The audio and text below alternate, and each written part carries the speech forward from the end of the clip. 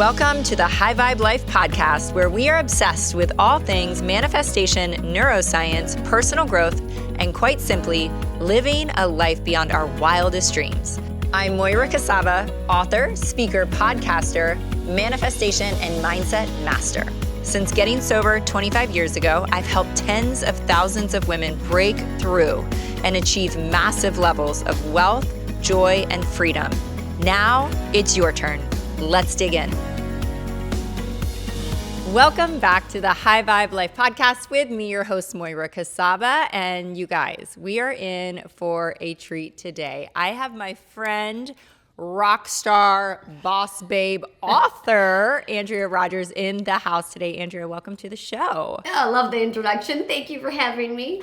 Yes, I have so many things to chat with you about, but you are in the middle of a huge book launch. You were literally just on NBC in New York City yesterday. Can you kind of just tell us, before we go back, because I always want to dig into people's stories, like how did you arrive here? But tell me a little bit about, let's just dive right into the book, because I'm in the middle of reading it. I'm almost done. And as I told you when we first came on camera, this book is so juicy and cozy and full of gold nuggets. Kind of tell me, like, where did this start for you? Did you always know you were going to write a book? Like, how did this come to be? Yes. Well, I didn't always know I was going to write a book. It wasn't until a few years ago when I started thinking about this concept in terms of putting it together in a tangible one document type of form that I was like, I think this would be a great book. So this all came to be, all of these strategies in the book. It's Small Moves, Big Life. It's 7 strategies, 7 practices essentially. And they're science-backed. They're super simple. They add up to less than 30 minutes a day. So I think, first of all, they're not another thing to add to your to-do list. So don't think, oh gosh, I've got to add 7 more things to my to-do list. These are things and practices that I have been doing and using as my anchor in life. Mm-hmm. These are my stabilizers. These are my stabilizers. Yeah. And this is why I'm able to do all the things I do. And so over the years, some of this was developed because I just needed more, I wanted to enhance my productivity. Some of this was bred out of a very challenging, hard time in my life when I was going through a hard divorce and separation and found myself living as a single mother and moving to New York City by myself and all of these things. And I found these strategies to be my survival, and not just my survival and compass, but my catalyst to getting out of my funk, to getting to that next level. And so I started to just share these with primarily my girlfriends, like my dear friends. I'm like, hey girl, you got to do this. This is what you need to do every time you wake up. And if someone would come to me complaining about sleep, I'm like, oh, this is how you're gonna fix that. All the little strategies that I do. And over the years, I just started to put it together. Then I did a workshop. Then I did retreats with it. And now I'm like, okay, I got to have a book. So here we are. Here we are. They really are so simple, so doable, and so magical. And it completely aligns with like my belief and my philosophy and so much of what I teach. We are both high performers. We're managing children and businesses and travel and all the things. And it really does. Like, as I was reading the book, I'm like, gosh, it really comes down to those simple little daily things that you do every single day and how that compounds over time, right? And for me, that's it.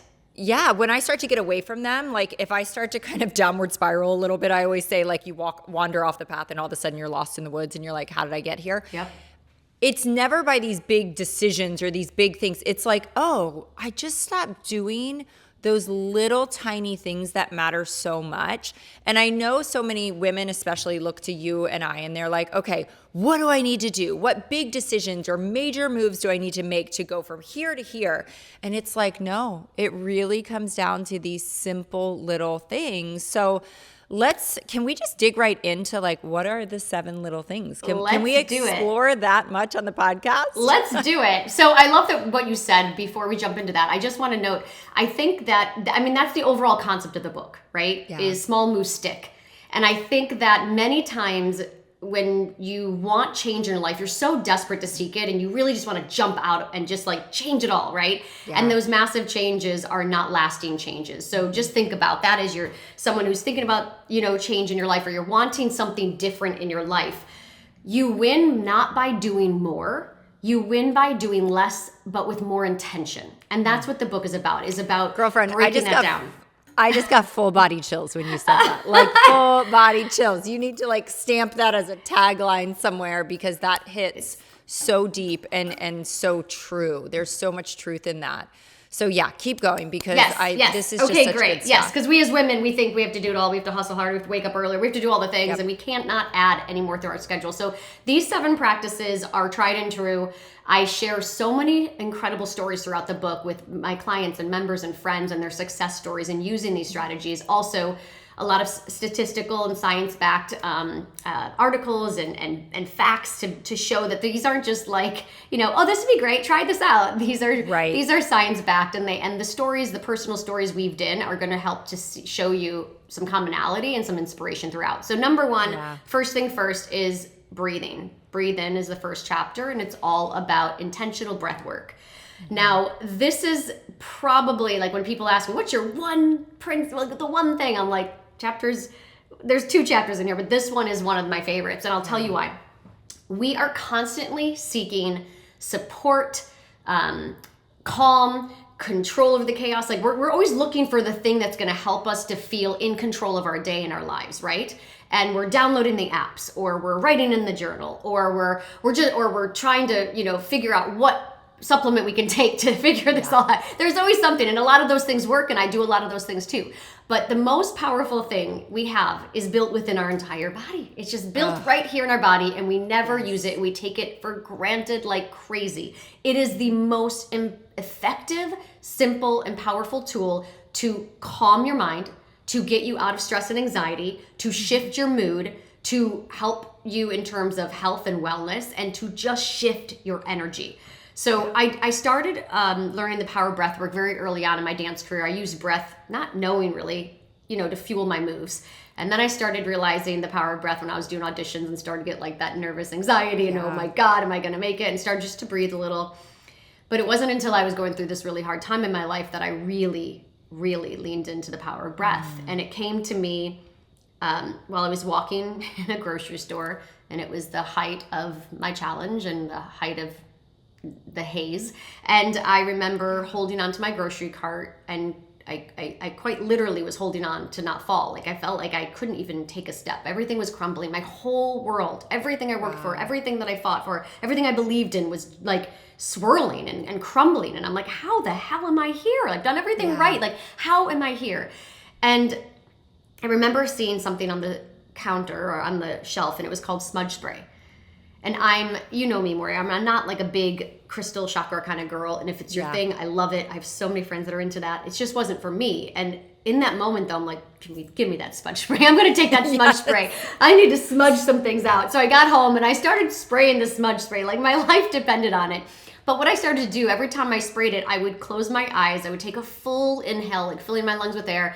And then I would exhale out, and I would try to concentrate on like exhaling out some of that negative energy. And I did that. And I'm telling you, in the beginning, I was smudging like 6-7 times a day. And it was hard. I remember being in the corner of the kitchen with the sunlight coming in, feeling kind of foolish, but I was like, I don't care, I'm doing it.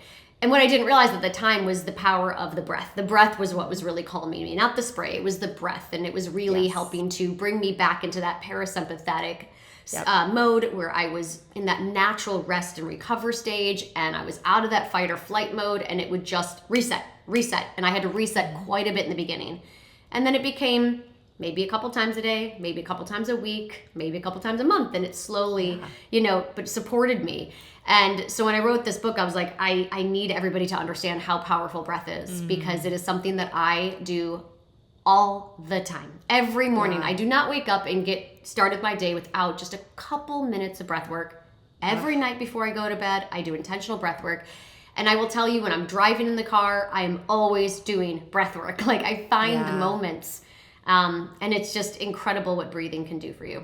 I love that you're leading with this. Like, I love it so much because, like you said, people can think like, I'm breathing all day. Like, what's the difference if I shift how I'm breathing? I'm like, it's literally everything. I mean, and I love that you can look at it from whatever your belief system is, right? Like, I always consider breath life force. Like, it is your life force. But that can be your connection to God. That can be your connection to intention. It could be the connection to your physical body. It's literally just disconnecting from the chaos of the world. And I love what you said so much about how we're always going outside of ourselves. And, I do all the things as well, the journaling, the supplements, the workout. But that is kind of internal going external. This is just all internal, right? It's already built in us. Yes. It's like you have this incredible tool right there and we're not utilizing it. Or we just think because it's so simple that it's not effective. And so so breathe in is the first chapter, and that is love it so much. Foundation. And you said this, but this is one of the reasons why I want everyone to read this book. I think, and I didn't realize it until you just said it, but it's like, this is just how my brain works. The science backed with the stories, right? So you're constantly going on this journey of your story or your client's stories with these practices, but then you're kind of thinking like, is this really going to work for me? And then there's the science, right? Like it is science. All 7 of these are science backed. Like it's not just like this felt great one day and somebody else told me it felt great one day. It's like, no. These are all backed by science. So I want to take a pause, if we can, on the 7, and we don't have to go all the way into the 7 unless we have time for that. But can we take a moment and go back to, you had this incredible road to success. I mean, this huge, you had franchises all over the world, am I right? Not just the United States? Yes. Worldwide, like literally, I'm not exaggerating when I say you were running a worldwide empire. What happened, if you don't mind sharing, what was that downward spiral that left you in that place in the grocery store thinking, oh my God, how in the world did I get here? Yes, everything seemed to blow up at the same time in my life. So I was going through a very challenging time in my marriage. My marriage was ending. And it was something that I never expected to be a position I never expected to be in. None of us do that are in that position. Yeah. And then my business was struggling tremendously. I was trying to run an international business while I was, probably not in the best position to do so, not just emotionally, but like from an infrastructure standpoint. I was trying to do too much and took on too much too soon and too quick. And running a business, at one point I had someone else running the international business, then we bought it back. And when we bought it back, it was just too much. Like for me to be able to get up in the morning and address all of the issues that were happening in Asia and Australia, and then run my whole day, try to be a parent. And at that time, it was the energy in the house was just awful. And then trying to then put the kids to bed at night and then get on again for like my 3rd round of work to finish the Australia and Asia like conversation. You know what I mean? It was full on, and it was unsustainable. Yeah. And it was, I felt like I was doing everything right with the right intentions in my life and the right moral base and values, but it just wasn't working. And was this pre-COVID or was this partially due to COVID? Okay, this was both. It was during. It happened. My separation happened first, and then followed the businesses, and then COVID hit, and COVID kind of just wiped out the brick and mortar business. And we were already on that trajectory for some studios to close and some things to change and shift, but not like it did with COVID. Everything was just like, okay, that's a whole new business, a complete pivot.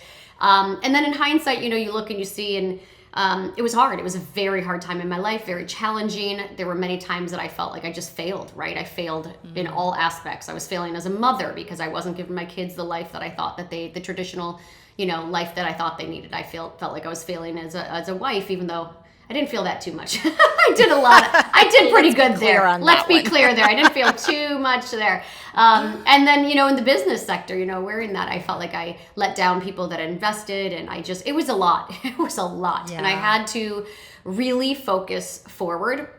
And I had to take time to say, okay, here's where you hold accountability. Here's where you need to let things go. And here's where you need to learn and move on. And I also kept telling myself, like, you're meant for more, Andrea. You're meant for more than this. Like, this is part of your story. It's a chapter. It is not the ending. And you need to keep pushing, and you need to keep moving. You need to keep doing what you're meant to do. And so that's what I did. And a lot of these strategies, like my do the thing strategy or my mind up strategy, those were all born during this time in my life when I was really looking to try and find control and calm in my life. I love that. I love that you said control and calm, right? Because those sometimes can seem like two different ends of the spectrum. But you know what I love most is you said in your hardest, darkest moment that you were meant for more, even though it was a season of I can't do all of this. I need to take things off of my plate. In a way, I need to do less. But that internal, like, I know what you meant when you said you're made for more, not more things on the plate, but bigger things, life. A bigger life. Yeah. Just like you said. So goodness gracious. I love this so much. And I just love that it was your own personal journey and your own personal experience with these practices. And kind of, that's how I've always rolled out everything in my life. I'm like, this is like miraculously working in my life. And then I tell like my inner circle, and then you see it impact their lives. And, yes, exactly. And then you are called to more. You're called to share it with the world. That's it. And so I almost don't want to, let's not give away all 7 because we want everybody to go get the book. So Breathwork being number 1, what are some of the others that you would highlight that are like the big ones? Well, you're not going to be surprised by the next one, which goes right up there with the breathwork, which is movement. So the chapter is called Just Press Play. And the focus on this chapter is on creating sustainable, consistent movement in your life, exercise in your life. And whether you are someone who has worked out every day of your life and you're crushing it, or you're someone who thinks about working out but has never actually done it or hasn't done it in years, or used to be that person that showed up every day to work out and no longer does. What this chapter does is it shows you, the power behind movement. Movement is medicine, period. We'll give you all the science behind it. No, we hear all that, but it also gives you incredible knowledge and storytelling to share with you how it doesn't take you going to the gym for 1 or 2 hours every single day to create change. And so what I'm trying to educate everyone on is the power of consistency when it comes to everything, but specifically movement. If you can just move your body, and all I'm asking for is 10 minutes a day, right? Yeah. Just 10 minutes a day, every single day, you are going to see significant changes in your life. And not just physical. You'll absolutely see the physical. You're going to see that you're going to have more energy throughout the day. You're going to see that your strength increases. Yes, by just 10 minutes a day. You're going to see that you're going to feel different internally. You're going to feel like you've got a little more swag in your day. And then you're going to make decisions differently because you're taking care of your body. So I always say this, if you move your body, you move your life. Move your body, move your life. Bottom line, period. If you're someone that doesn't move your body, you're probably not going to be moving your life. Right. That is it. Like everyone in my world that is super successful, and not just successful in the terms of financials. I mean successful in life, like feeling good, like have a well-rounded life and balance it as much as balance can be. Those people are people that take their health seriously, and it doesn't require you to be that crazy person that goes to the gym for hours on end. So this book and this chapter is all about relieving yourself of those expectations that you have to do it all or nothing. And then also saying, the power of 10 minutes, and just telling yourself that you can do that. There's no excuse. So we remove all the barriers, we remove all the excuses. Because if you're someone at home right now and you're like, nope, don't have time for 10 minutes, come on. Like you said. Yeah, you're look yourself in the mirror. Your life much. You're not moving. Just be happy with where you're at. Then don't complain, and you're going to be where you're at. You're not moving any direction. You're just going to either go backwards or stay where you're at. So, movement is medicine. It is everything, and it is the power behind how you live your life. It fuels every aspect of your life. Mm-hmm.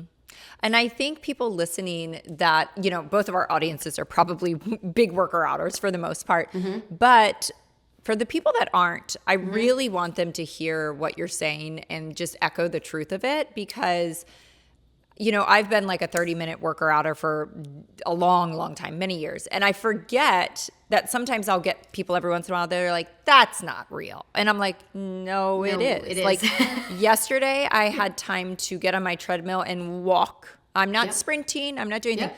I walked for 15 minutes before I got in the car to go to volleyball. That's what we're talking about. That is me. Yeah. And even there was a season where I was doing like 20-minute workouts, and I swear I was in the best, that was a season where I was in the best shape of my life. Now, was I taking care of myself nutritionally? Yes.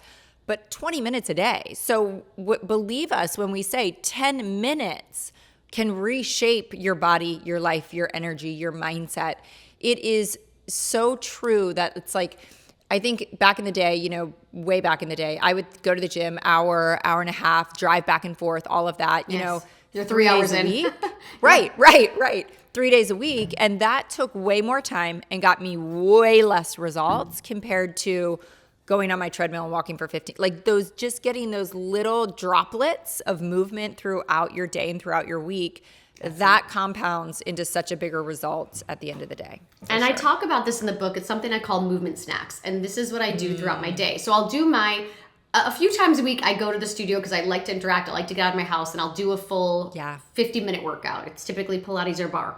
And I do that because I need it for my sanity. Yep. And I also like to learn what the industry's doing and stay on top of trends and all of that. So I typically 3 to 4 times a week, I'm in the studio.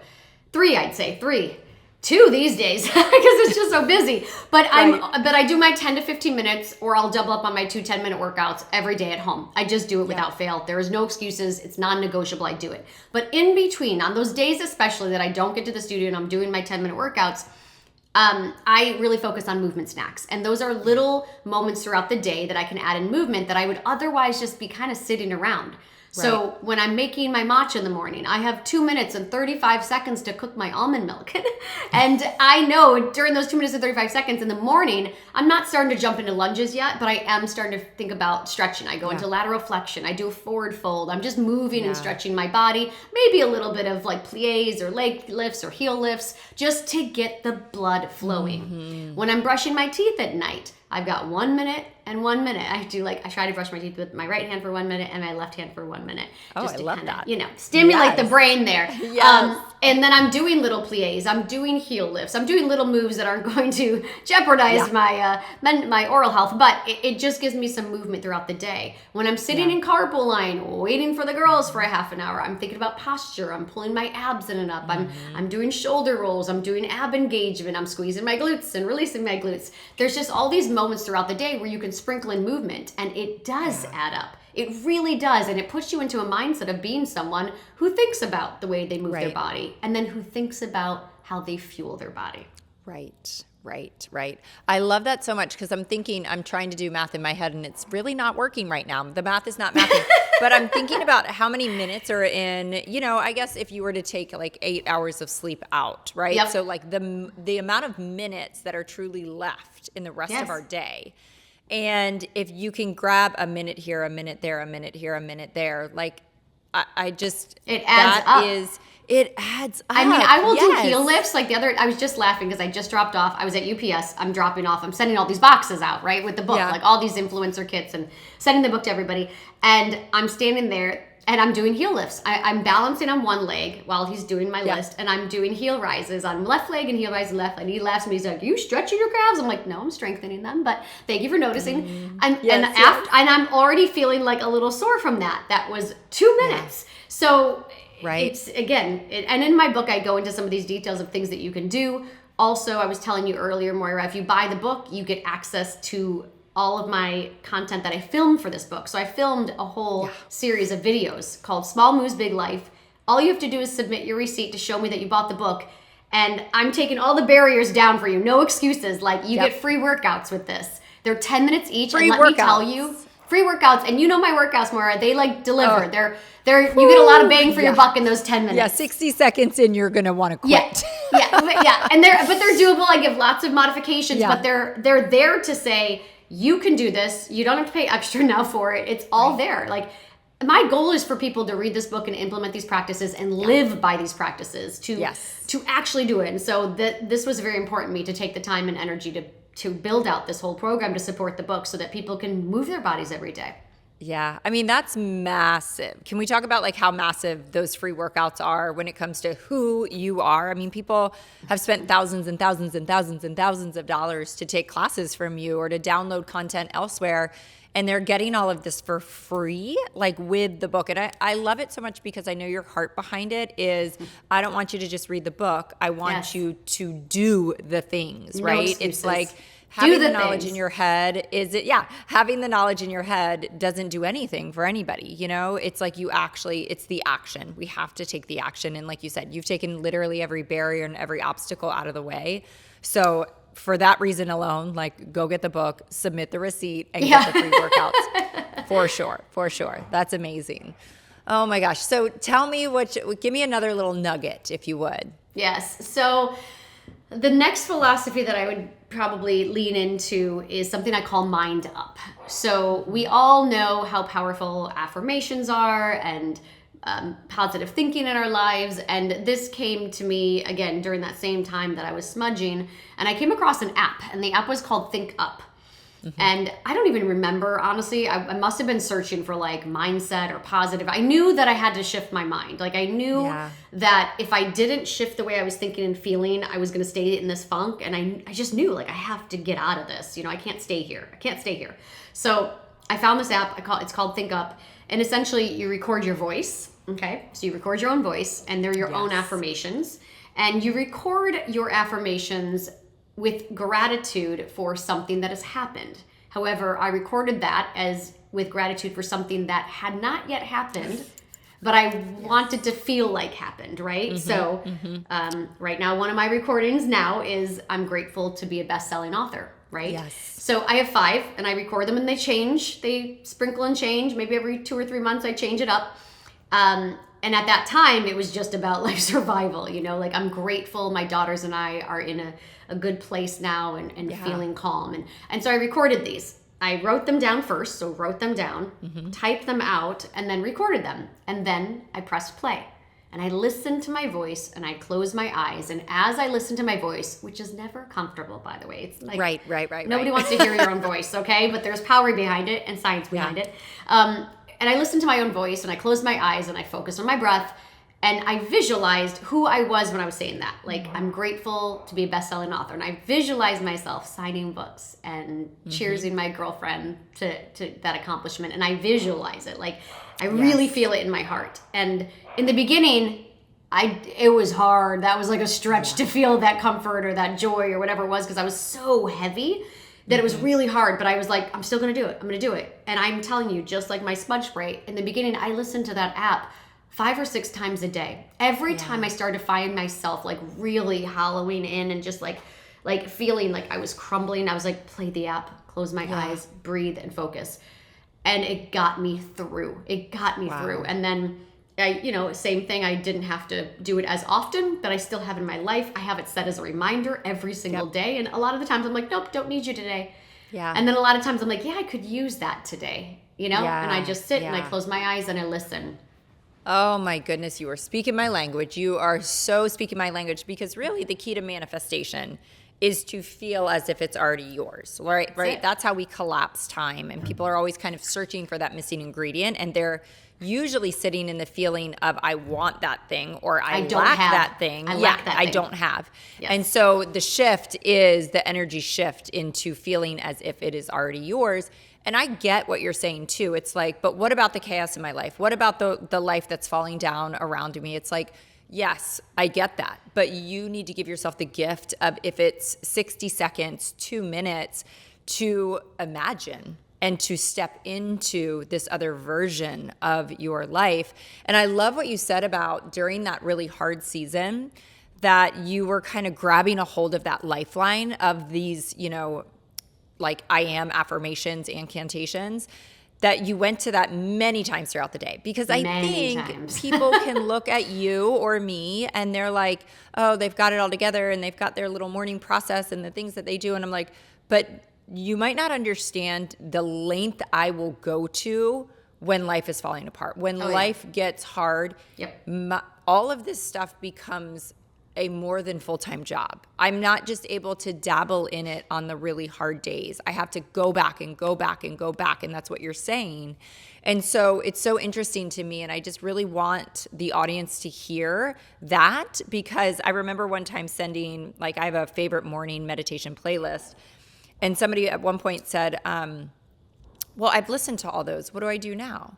And I was like, I was like, well, I've listened. I actually literally know them by heart. I could recite them simultaneously as the video plays. Years of listening. Years I'm like, I've of listened soaking to in. them for years, and I've listened to them hundreds Oh, of times. yes. But the power of repetition, that's how we create a new version of ourselves. This is like, we're literally wiring in a different brain. So can you dig into this? Because I know. Oh, can we talk about the power of repetition, please? Yes. You know, this all started for me, the power of repetition, when I joined a company where I met you at.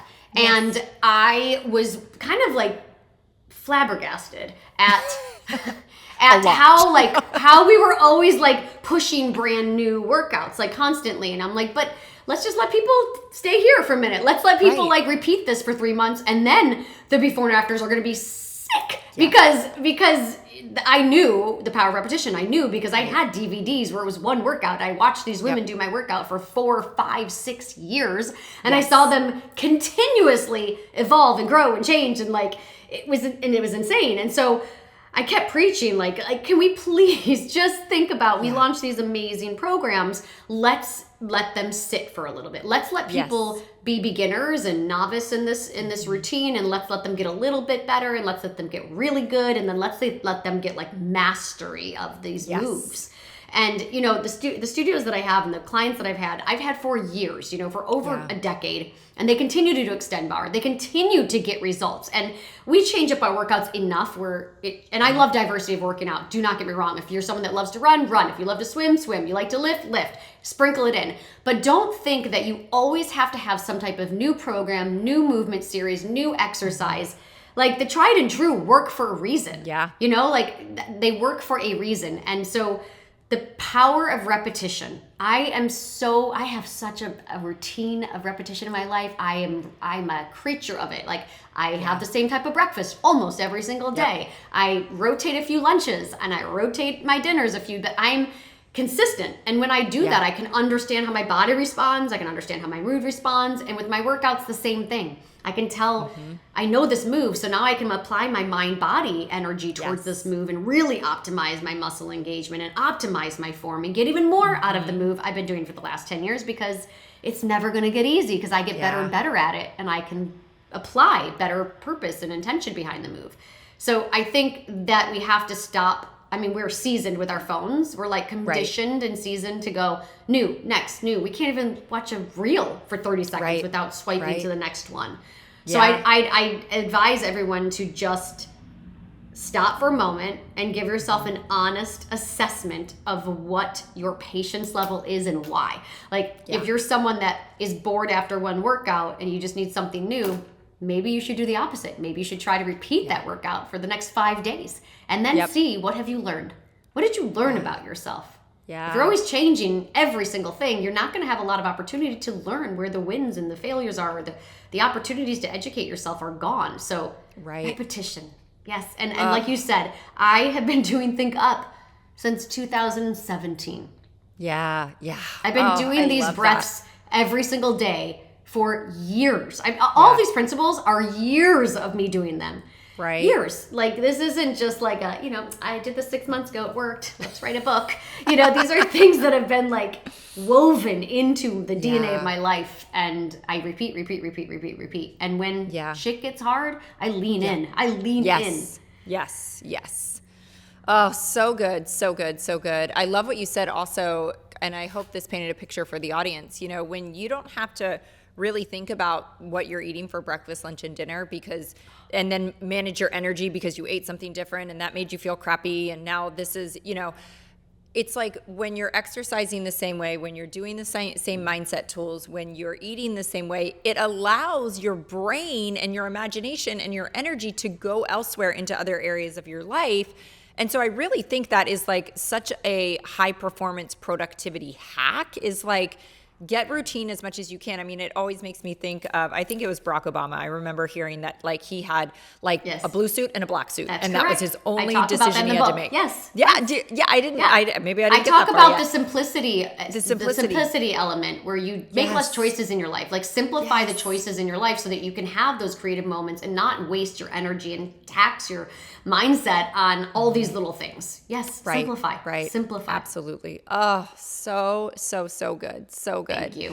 Do we have time for one last nugget? Yes. Let's dig in. Okay, so last one I'm going to talk about kind of ties into all of the phone stuff. So there's a chapter that I talk about. It's a nutrition chapter, but it's not a deep dive in nutrition. It really focuses on the power of mindset while eating, and then some strategic tools that I do on a regular basis in order to find my routine, simplify my choices, everything we're talking about.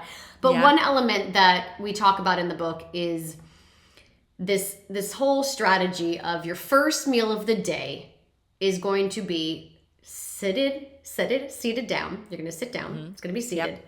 You're going to think about your posture. You're going to take your phone and you're going to get rid of it. So you're getting off your phone. Yes. And I don't care if your first meal of the day is at noon or if it's at 7 a.m. It doesn't matter to me. That's not what we're talking about. We're talking about the power of intentional, mindful eating. And that first meal of the day is an opportunity for you to take time for yourself, to actually nourish your body, to think about what you're eating, to feel, to taste, to, the textures of the food, all of it. It sounds cheesy, but trust me, if you do it, it will feel different. And it will nourish your body differently. Like you will feel more satisfied with your food. You will feel, more in control of your day. You're not just shoving the food in. And normally that first meal of the day is that, right? We're like trying to do all the things and you're like just trying to fuel. So just sit down, give yourself whatever it is, 5 to 10 minutes and eat without your phone. Let your mind wander, be bored. Let yourself think outside. Like what happens when you don't have your phone? Right? How often are we ever just sitting and just sitting? Isn't it crazy that we live in a world that I'm like, this is making me uncomfortable? Like just the thought of it. I'm like, my first thought, because I mean, this is how my brain works and probably most people, I'm like, well, could I swap that and do it at dinner? Because I don't usually have my phone at dinner. So it would be easier. Right? No. That's the whole point. It will be hard. It will be hard. Yeah. That first, and ask yourself, like, I want you to do it for a month. And I mean, like, just do it. Don't just put your phone every time you go to sit down, because you're just like, I'm going to do this. And you think you're being more productive. You think like, oh, I'm getting more things done. It's actually the opposite, right? You're just overwhelming your body, your mind, your brain, all of the things. All I'm asking for is 10 minutes, first meal of the day, no phone. Wow. I love that too, because here's the crazy thing. I can either think I'm being more productive, so I need to be doing this, or I can trick myself into thinking like, well, this is me relaxing. I'm just going to scroll while I eat. Yeah, and it's the opposite. I mean, we see all the stats, what happens when you're scrolling, what happens to our brain, what happens to our, that dopamine hit we get every time and we chase that and we chase that. We have to give pause. We have to create space for that creativity to set in. Some of my most creative ideas are always when I'm bored. I will now drive Moira in the car and I try really hard. I love music. Like music is my fuel. That. Like I love it. And there are certain moments where I need that music. That's like my self-care. Yeah. But I've been trying lately to just allow myself to be a little more bored. I'm turning the music off. I'm not listening to the podcast. I'm just kind of letting myself drive in the car and think. Yeah. And I'm like, oh, it's wild how many things come to mind when you let yourself actually just think and let your mind wander. I'm telling you, you'll find more productivity. You're going to find more direction, more control, more calm, all of it. And more answers, right? Like, because I think it's only in the pause and the stillness that we are guided, that we can hear that guidance. And it's so funny to hear you say the thing about the car, because this is where my crazy brain was going. I was thinking about how like almost brokenhearted I am when I'm in the car with my kids, if they're not driving, which they're driving now, which is crazy. Wild. But if they are in the back seat or in the front seat, and say it's the whole family, which doesn't happen that often, and I'm like, oh my gosh, look. And I realize, and I say it breaks my heart a little bit, because I realize they're on their phone. I remember all the years as a child where you would just think. Yes. You just look out the window. You would think. And our kids literally don't have that experience in their lives because they have their phone in the car, whether it's the back seat or the front seat. And then it was interesting when you were saying what you do, and I know that you are such a lover of music. So just by habit, repetition, right? And this wasn't something I tried, but I won't talk on the phone, won't turn on the radio. I automatically get in the car without even being conscious of it, because I've done it for so long. But it is like my only time of silence where I feel like my brain just like deflates in a good way. We need that. We need that. Yes. And our kids need that too. So it was so funny because on the way to school, Lee had her phone again. I'm like, Lee, we don't do phones in the car. I want to have conversations and I want to, and it's hard. It's not easy. Sometimes they have to email the teacher. They have to do that. Like I get it. It's not easy, but I'm quite a stickler for it because I really feel the power of it in my brain, and I know they need that. They can't just go right from crazy school schedule to phone, to homework, to sleep. It's like they have a lot of pressure on them, these kids. And so, finding those moments matter. Yeah, I love that. So let's wrap there, because I know we're both mamas and we are so passionate about trying to be the best moms we can be and raising these girls. I know I have a girl and a boy. But how do you bring this into your girls' lives? Can you talk about that? I'm sure it's probably just woven in automatically. I mean, they're watching you, they're seeing these practices in your daily life. You're setting such an incredible example. But how do you kind of take that one step further to be more intentional with them, to teach them these ways? Yes. Well, some of these are easier to implement in my household and some of them are not. One of my girls, she just will not do her breath work. And I'm like, we laughed about it last night. She was complaining about something and I was like, well, she's like, I'm not doing the breath work, Mom. Yeah. So, there's only so much I can do, but they see it and they know it. And I feel like I know someday she's going to come to me, maybe post-college, and she's going to be like, oh my God, I love the breath work.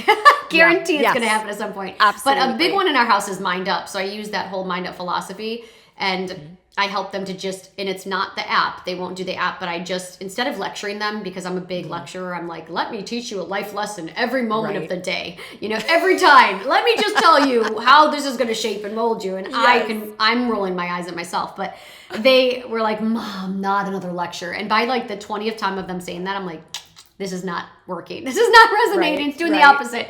So now our philosophy is like, okay, listen, when you're in a funk and when you're not feeling good about yourself or the work that you're doing, or you're overwhelmed or whatever it is, I want you just to take a moment to mind up, like level up the mindset. Think about all the things that you're grateful for. Think about how strong and powerful and courageous and kind and all these things that you are. Like, I gave them this one big lecture. I'm like, I'm not going to say it again. All I'm going to say is mind up. Yeah. And sometimes, like when we're out and about, I point to my head and I just point up, mind up. Yeah. And that's it. And they're like, oh, that's just the moment for them to go, shift out of the funk that they're in and get out of it. Sometimes it works instantly. Sometimes they're like rolling their eyes at me. It just depends. But that's something that we use on a regular basis. Oh, that is so good. It's so good. And it's also so good to hear that your kids aren't always listening to you either. No. Nor should they, I guess, right?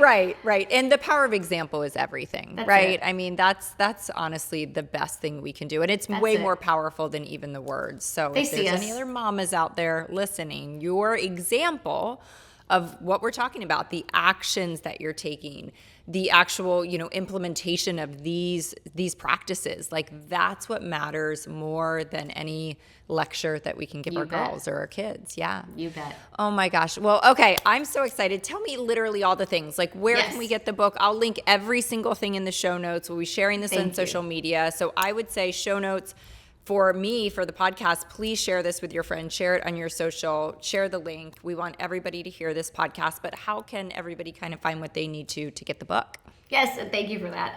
Smallmovesbiglife.com. That is the website. So once you go there, you can purchase the book through all of the retailers. You can also get all the information under the section called The Moves. That's our movement library where you can get access to all of the workouts. And then my Instagram is Andrea Lee Rogers. So awesome. Thank you so much for having me. Yes, thank you for being here. Thank you for your time in this literally the craziest season of your life. So no doubt this is going to be a bestseller. You are going to be a bestseller, my friend. And like I said before to everybody listening, please share this episode. Share this on your social. Get the book, all of the things. And Andrea, thank you again. And we will see you on next week's episode.